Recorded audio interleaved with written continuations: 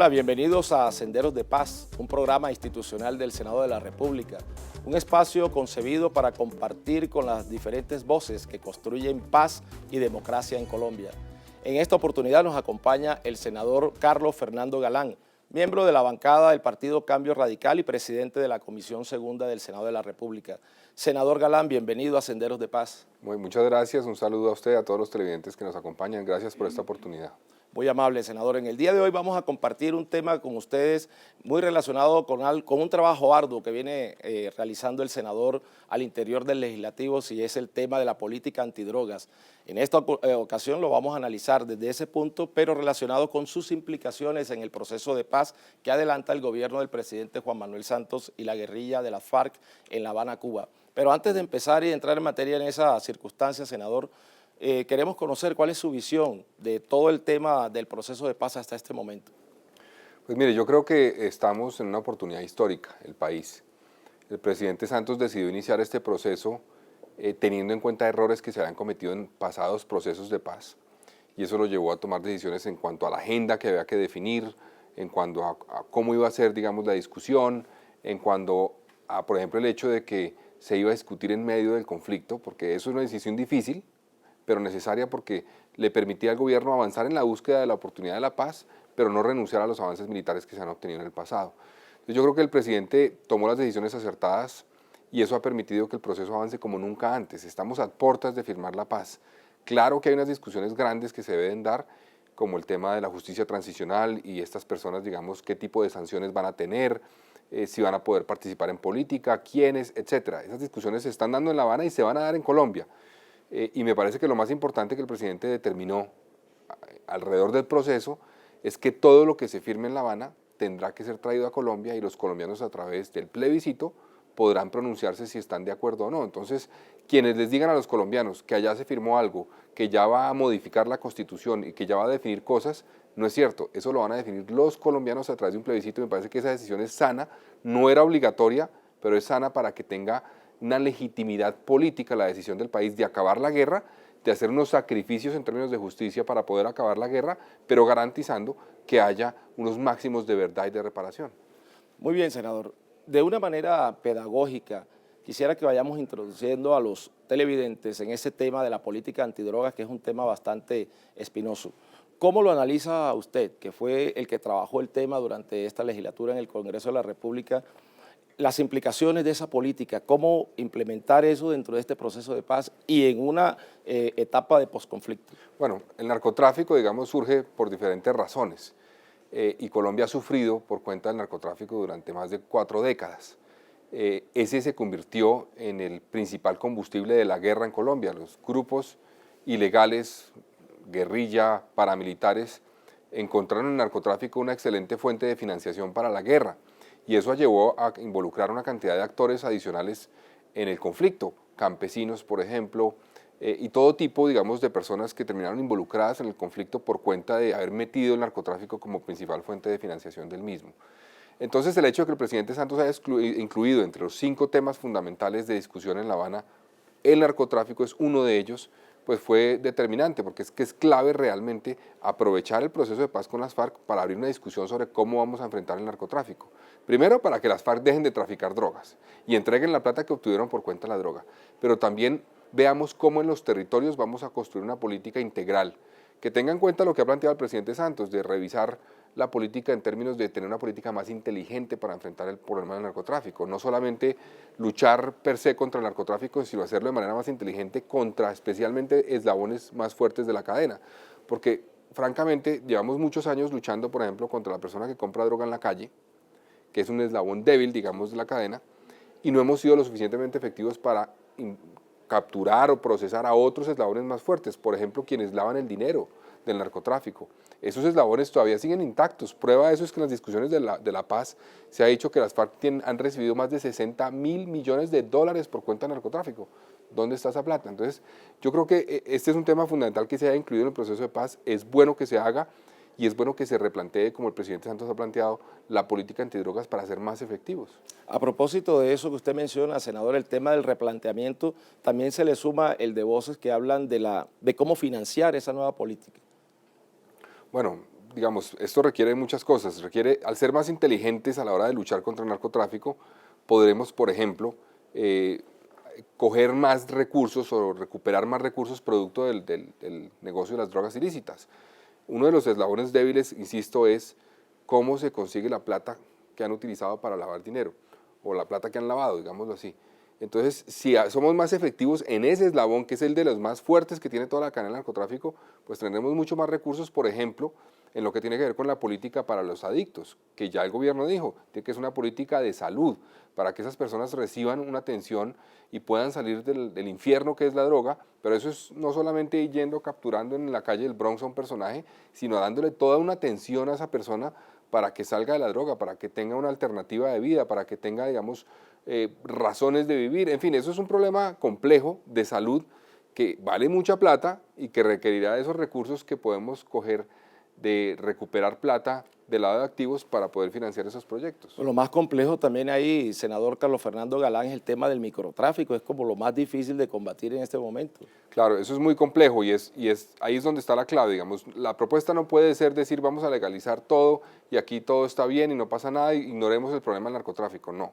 Tengamos un enfoque inteligente para luchar contra el mismo. Entonces a una persona que es adicta a la droga o que puede ser eventualmente inducida a una adicción a la droga, como ocurre infortunadamente con jóvenes en Colombia que empiezan los jíbaros a venderles cosas para que se vayan metiendo en el tema de la droga, pues a esa persona hay que darle una atención en salud, hay que tener un tema preventivo mucho más efectivo de lo que se ha hecho hasta ahora. Yo francamente respaldo y comparto las campañas que han hecho en términos de generar concientización en los jóvenes a través de los deportistas y todo eso, pero a mí me dicen que eso no tiene realmente efectividad, que hable, no voy a decir nombres, pues futbolistas famosos de Colombia en radio diciendo yo les propongo que tal cosa, eso no tiene mayor efecto en los jóvenes colombianos que encuentran en la droga a veces una especie, digamos, de escapismo a situaciones de la vida, que tienen problemas familiares, que tienen problemas en el proceso educativo, que tienen problemas con su pareja, en fin, cualquier cosa.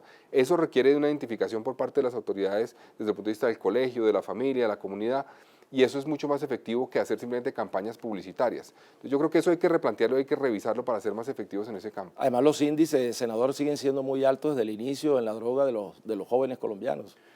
Y cada vez menores, además, llama la atención eso. Hay muchas denuncias de la Defensoría del Pueblo, por ejemplo, que dicen que utilizan cierto tipo de herramientas para ir induciendo a los jóvenes en el colegio muy pequeños a que se involucren en este tema de la droga y después obviamente pasan a ser ya consumidores permanentes de la droga. Eso hay que prevenirlo y hay que trabajar repito, con el colegio, con las comunidades, con la familia y sobre todo en términos de prevención.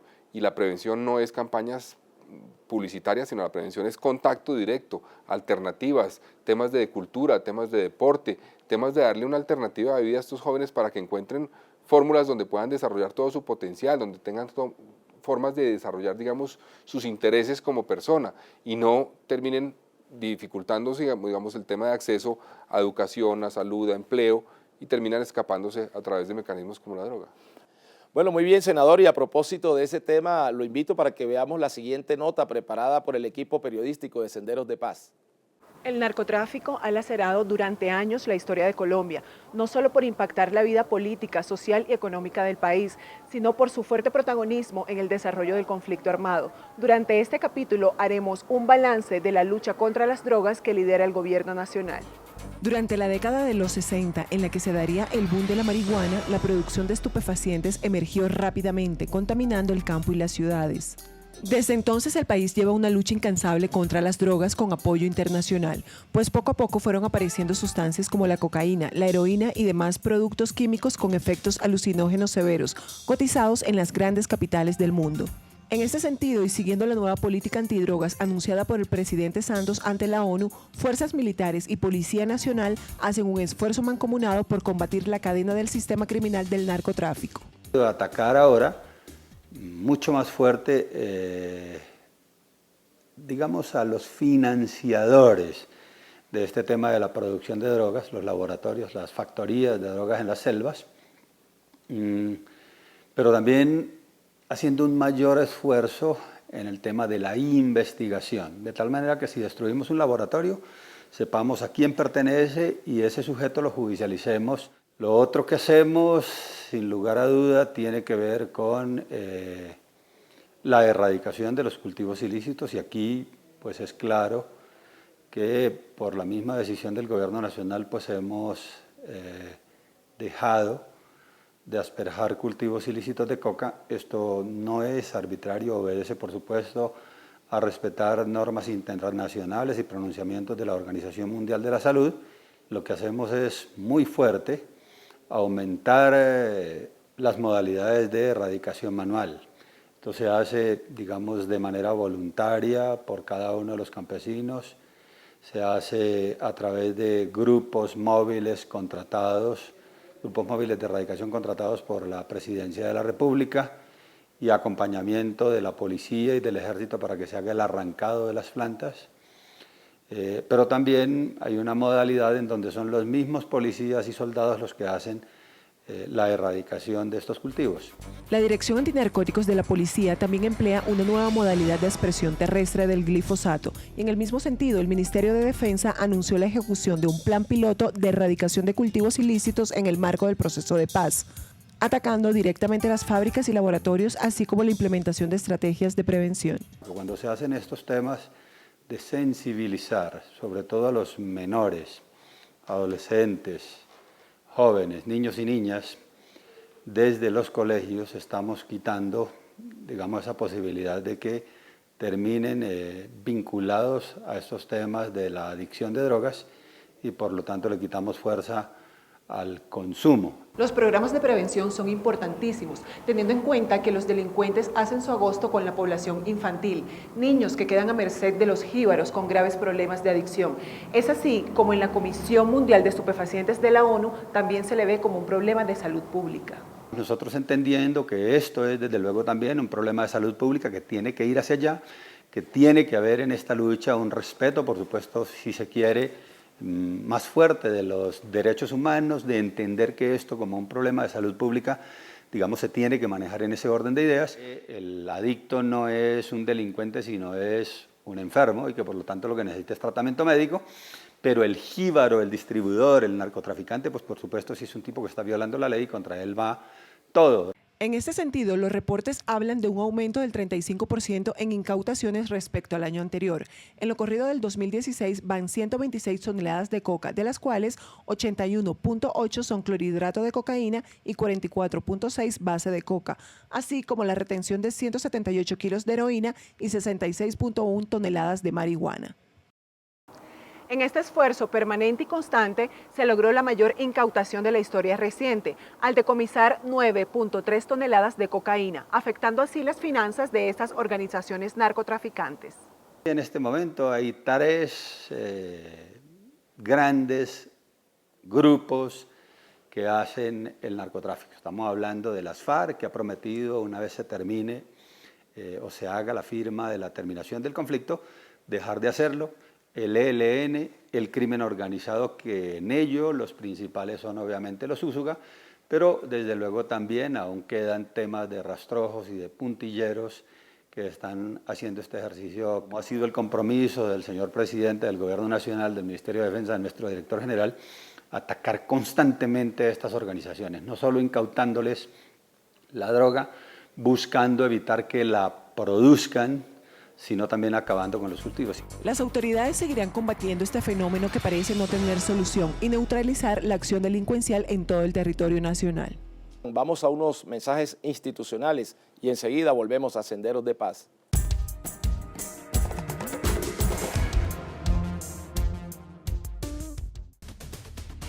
¿Sabe usted cómo está conformado el Congreso de la República?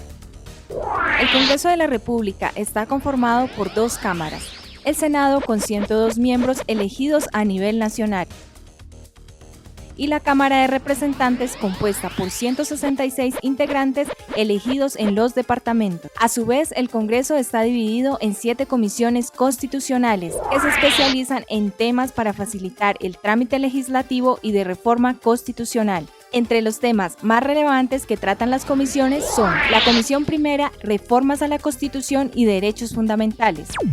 La Comisión Segunda trata temas internacionales y de seguridad nacional. La Comisión Tercera, Impuestos y Crédito Público. La Comisión Cuarta, Presupuesto. La Comisión Quinta, Temas Agrarios y de Medio Ambiente. La Comisión Sexta, Servicios Públicos, Educación y Cultura. Y la Comisión Séptima, Salud y Vivienda. Encuentra más información en nuestro portal web.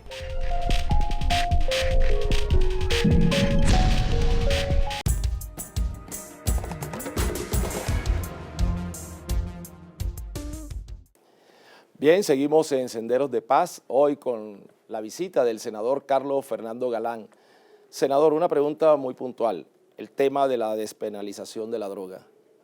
Pues mire, esa discusión la ha dado el país, y yo creo que sí es sano lo que tiene que ver con no atacar al consumidor como un delincuente, sino buscar que reciba atención médica. Eso es positivo. Pero sí hay una discusión, por ejemplo, con la decisión reciente de la Corte del tema de la dosis mínima que se abre, porque es difícil saber, digamos, cuál es la dosis mínima para cada persona y cuál es la cantidad de droga que puede tener o no una persona. Y eso abre un debate porque cómo logra la policía o la autoridad judicial identificar a aquellos que son expendedores de droga, que están vendiéndole droga a los niños, y cómo logra identificar uno que simplemente es un consumidor que tiene. Eso es un tema bien complejo, que si bien es sano dar la discusión y buscar que se afecte o se ataque al eslabón fuerte de la cadena, también hay que tener cuidado en no abrir una puerta para que a través de mecanismos diversos ese eslabón fuerte de la cadena pueda, digamos, esconderse a través de eslabones débiles. Eso es una discusión que hay que dar y es fundamental que el país la dé. El narcotráfico como generador de violencia, senador, indudablemente pues ha sido como ese motor que ha consumido a Colombia en todo este conflicto en el que estamos inmersos hoy en día. Pero ¿cómo reemplazar o cómo hacer para ir paliando un poco esa problemática del narcotráfico teniendo en cuenta el crecimiento de los cultivos ilícitos? Pues ese es un reto que tenemos. El gobierno ha dicho que la suspensión de la aspersión con glifosato que se tomó el año pasado no es la razón por la cual hubo un aumento de los cultivos ilícitos. Inclusive el gobierno ha planteado que ese aumento se produjo antes de esa decisión. Pues hay que ver qué fue lo que llevó a que eso sucediera, porque también hay discusiones que plantean, por ejemplo, que mucha gente a raíz del proceso de paz y promovidos por las FARC están aumentando los cultivos ilícitos para después entrar en algún tipo de proyectos de sustitución de cultivos o algún beneficio por parte del gobierno en el marco del posconflicto y del proceso de paz. Entonces, como sería como una especie de efecto perverso del proceso de paz de generar una expectativa en algunos sectores que dicen metámonos en el tema del cultivo ilícito porque ahí vamos a entrar en la cochada del proceso de paz y nos van a dar algún tipo de beneficios. Hay que ver cuáles fueron las razones que llevaron al aumento de los cultivos, pero creo que en el fondo este tipo de tema de los cultivos ilícitos llevamos 30 años en lo mismo. Cuando en Colombia bajan, en Bolivia, en Perú y en otras regiones del mundo aumentan, y cuando allá bajan porque hay una presión, aquí aumentan. Eso está pasando y va a pasar indefinidamente a menos de que haya un replanteamiento de la política global contra el narcotráfico, que sea más lo que hemos hablado aquí de una política desde el punto de vista, digamos, del gobierno, inteligente para afectar los eslabones fuertes de la cadena y no solamente el consumidor. En esa parte, senador, habría que también mencionar el tema del impacto medioambiental, amén de la propuesta que ha hecho las mismas FARC en la solicitud de esas zonas de concentración. Sin duda. Ahora, yo le confieso que me preocupa, digamos, las FARC han sido responsables de la deforestación en muchas regiones del país por cuenta de los cultivos ilícitos, pero ahora quieren presentarse como los que van a proteger aquellas zonas para que no continúe la deforestación. Llama la atención, por decirlo menos, la posición de ellos, pero yo creo que sí es fundamental tener una política que no quede en manos de las FARC, ¿no? Del Estado colombiano, de cómo vamos a garantizar que no continúe la deforestación, que no se afecten los parques nacionales, que no se afecten escenarios fundamentales del medio ambiente para que Colombia tenga un desarrollo sostenible por cuenta de actividades ilícitas, como el cultivo ilícito, pero también la minería ilegal. Miren lo que está pasando en muchas regiones del país por cuenta de la minería ilegal, minería criminal, digamos, minería que tiene que ver no solamente con algún tipo de financiador de droga o etcétera, sino que tiene que ver con actividades paraestatales, digamos, que llevan a que sin ningún tipo de control, sin ningún tipo de protección al medio ambiente, se exploten recursos naturales que tiene Colombia, afectando, digamos, no solamente la explotación, no solamente regalías que podría recibir el país por cuenta de eso, sino teniendo un impacto dramático en el medio ambiente. Entonces, esos temas, pues yo espero que la discusión no se dé en La Habana, que esa discusión se dé aquí en Colombia y que la demos y digamos quiénes son los responsables de eso. Eso es un crimen. Lo que ha hecho las FARC con la minería ilegal y los cultivos ilícitos es un crimen por el cual tienen que responder, adicional a los crímenes que han hecho contra los colombianos. Muy bien, son las opiniones del senador Carlos Fernando Galán. Vamos a otros mensajes institucionales y enseguida volvemos a Senderos de Paz.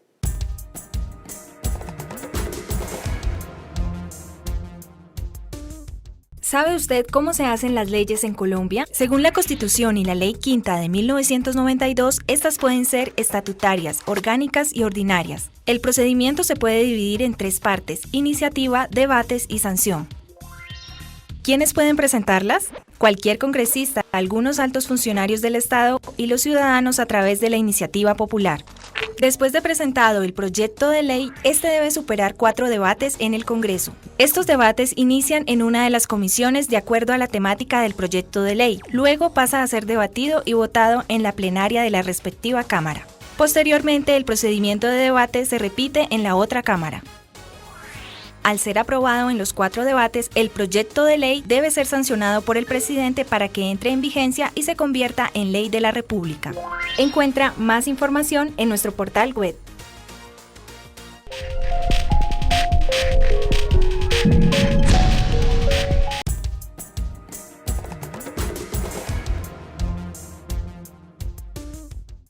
Bueno, seguimos en Senderos de Paz, hoy con la visita del senador de Cambio Radical, Carlos Fernando Galán. Senador Galán, el tema de la paz, nosotros los colombianos la anhelamos obviamente, pero para que la paz pueda ser duradera y estable, hay que ir cerrando esas brechas sociales históricas que Colombia ha padecido durante más de 60 años, durante todo este conflicto y que son generadores de violencia.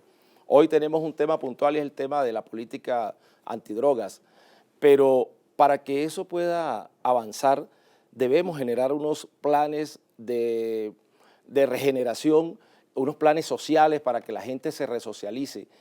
¿Qué tipo de planes se pueden implementar para que esta situación, que nos pueda servir de lucha contra este flagelo de la droga? Bueno, son 2 cosas, 2 componentes creo yo. Uno es que el tema del narcotráfico, digamos, ha tomado tanta fuerza en Colombia en algunas regiones, a veces por cuenta de la debilidad del Estado, del aparato estatal. El Estado colombiano es muy débil en las regiones.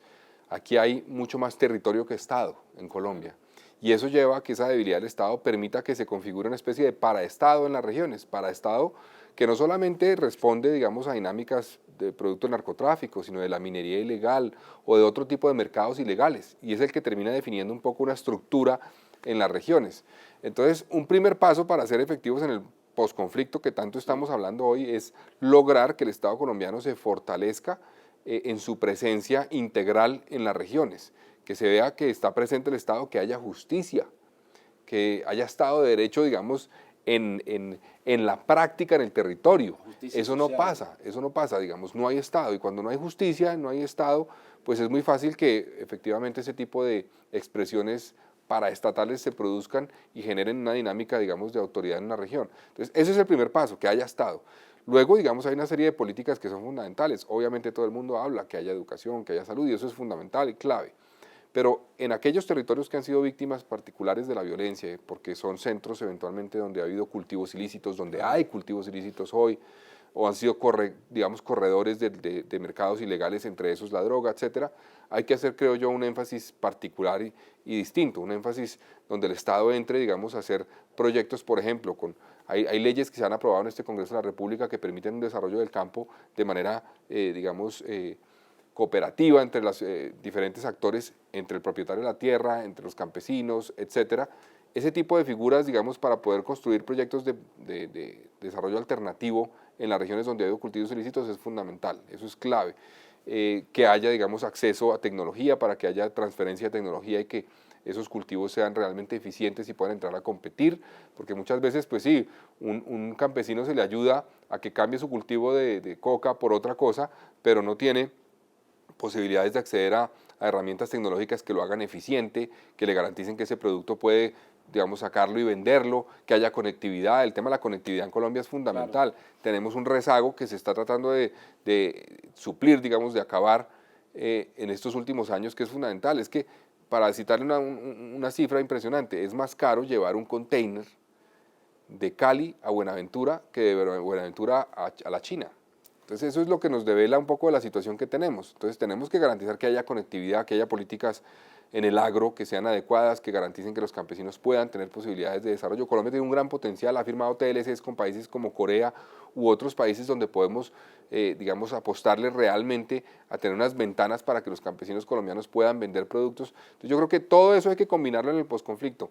una presencia estatal más fuerte, más efectiva, más real, por una parte con políticas estatales fundamentales como salud, educación, etcétera, pero también unas apuestas para que el campesinado colombiano reciba las herramientas que le van a permitir competir y le van a permitir producir lo que le va a generar, digamos, una mejor calidad de vida. Pero bueno, senador, en ese sentido y con todo lo que usted nos ha mencionado, pues en la legislatura anterior el Congreso de la República aprobó el Plan Nacional de Desarrollo pensado para esa etapa de posconflicto. Muchas voces hablan de que este plan está desfinanciado y se supone que es para afrontar esa etapa de posconflicto que se nos avecina. ¿Qué decir sobre Mira, hay el tema? dos cosas que yo le diría. Primero, pues eso es producto también en parte de que teníamos una renta petrolera que ha venido bajando por cuenta de la caída del precio del petróleo, y eso pues uno revisa los presupuestos que se han hecho en Colombia y el plan de desarrollo y tenían unos estimados del petróleo más alto de lo que se ha presentado, y eso es un hueco que se nos genera, claro, sin lugar a dudas, que hay que ver cómo se suple, y el gobierno ha anunciado que va a presentar medidas para una nueva economía y una serie de cosas que esperaremos que dirá el gobierno para lograrlo. Pero yo creo que hay una clave ahí que a veces no es tan importante en la discusión política, pero sí es muy importante en el impacto que tiene la ejecución de políticas públicas en el territorio, y es el tema de la lucha contra la corrupción. Yo creo que estamos perdiendo muchísima plata por cuenta de la corrupción a nivel nacional, a nivel territorial, y si no hay herramientas efectivas para prevenir ese robo de recursos, pues no vamos a ser efectivos, tengamos mucho, tengamos no tanto, tengamos poco. Lo que tengamos tenemos que protegerlo, y yo por eso en este Congreso he presentado varios proyectos y voy a insistir en el mes de julio en varios proyectos que tienen que ver con preservar los recursos del Estado. Por ejemplo, que un ciudadano pueda, en el posconflicto, precisamente, es decir, en el departamento de Norte de Santander, en el Catatumbo, se van a hacer unas inversiones por cuenta de la necesidad del tema de cultivos alternativos. Perfecto. ¿Cuánto se va a gastar? 100.000 millones de pesos. Y que cualquier ciudadano del Catatumbo, de Norte de Santander, de Bogotá, de Cúcuta, de donde sea, pueda saber en qué se está gastando la plata, cómo se está gastando, qué efectividad ha tenido eso, qué impacto ha tenido, si ha habido contratistas, cuáles son, qué resultados se entregaron. Hoy para un ciudadano saber en qué se gasta la plata del Estado es muy difícil, es muy complejo, tiene que ir a 1000 portales distintos, tiene que presentar derechos de petición, le demoran las respuestas, etcétera. Entonces yo creo que uno de los ejes del posconflicto debe ser, y lo han dicho varios, lo dijo el general Naranjo, lo ha dicho el mismo presidente Santos, es ser mucho más efectivos en la lucha contra la corrupción, y eso nos obliga a los políticos a abrir una discusión sobre cómo funciona la política, cómo se financia la política, cómo actúa la política. Por ejemplo, está la discusión de cómo se hacen convenios con municipios, que está muy bien para suplir déficits que tienen en temas de acueducto, de alcantarillado, de vías, etcétera. Eso está bien, pero que se haga de manera transparente, que la gente sepa, aquí en este municipio el senador tal pidió que se hiciera una inversión para las vías y aquí se está haciendo la inversión, perfecto, y se le puede hacer seguimiento a eso es muy bien, pero cuando se entrega plata por parte del Estado a entidades territoriales de diversos mecanismos y la gente no tiene cómo controlarlo, tenemos una gran puerta a la corrupción, y eso es lo que ha llevado a que buena parte de la plata que sí te hemos tenido se pierda y no se vea en resultados concretos para la ciudadanía.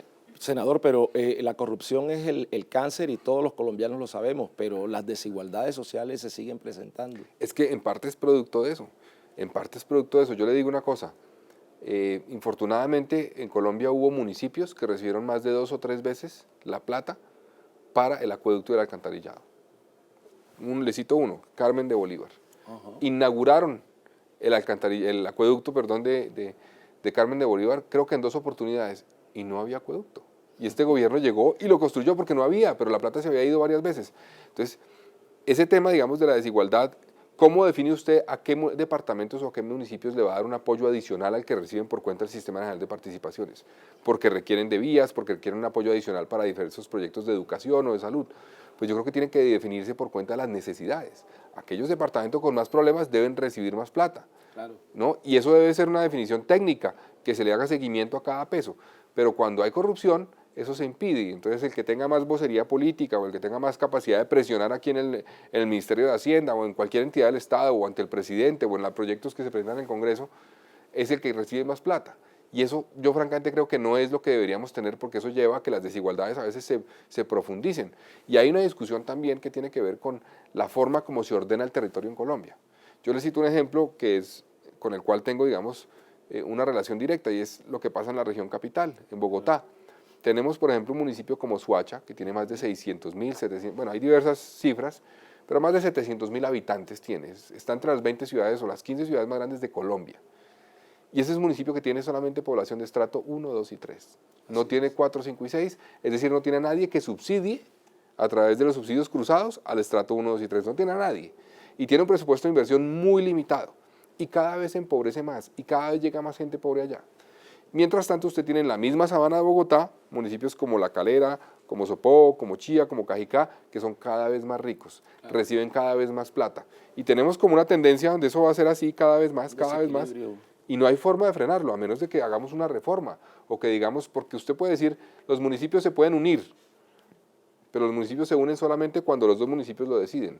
Claro. ¿Quién va a decidir unirse con Soacha, por ejemplo? ¿Quién va a decir, listo, sí, unámonos con Soacha para que le demos subsidios cruzados? Nadie lo va a hacer. Entonces tiene que hacerse una reforma y eso le apunta a luchar contra la desigualdad. La ocupación del territorio es una de las discusiones grandes del posconflicto. ¿Cómo ocupamos el territorio? Si lo hacemos de manera responsable, respetando el medio ambiente, si garantizamos, por ejemplo, que se planifique la ocupación del territorio. Ciudades como Bogotá o como cualquier ciudad del país está creciendo y va a seguir creciendo. Si no se organiza ese crecimiento, se presta para todo tipo de irregularidades y de afectaciones al medio ambiente. Entonces, eso es una discusión del posconflicto que a veces se nos olvida, pero que es fundamental darla, porque el país está creciendo, va a crecer, está ocupando territorios, va a ocupar más territorios, hay que hacerlo de manera responsable y transparente. Muy bien, senador, y finalmente ese mensaje suyo a todos los televidentes que nos observan a través del canal del Congreso, de ese trabajo legislativo que va a seguir desarrollando Carlos Fernando Galán a través del órgano legislativo. Bueno, no, el énfasis mío ha sido desde que llegué aquí al Congreso trabajar especialmente en temas de lucha contra la corrupción. He presentado varios proyectos, voy a insistir en algunos, por ejemplo, presenté un proyecto para reglamentar el lobby en Colombia, voy a presentar proyectos para hacerle seguimiento a cada recurso, para proteger a los denunciantes de casos de corrupción.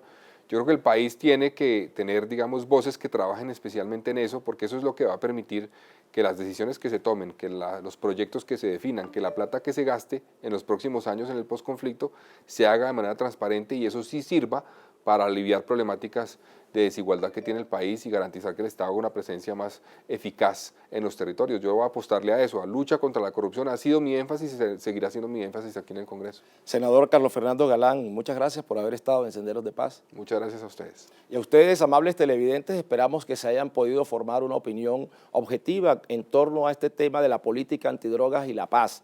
Esto es Senderos de Paz y los esperamos en una próxima oportunidad. Hasta entonces.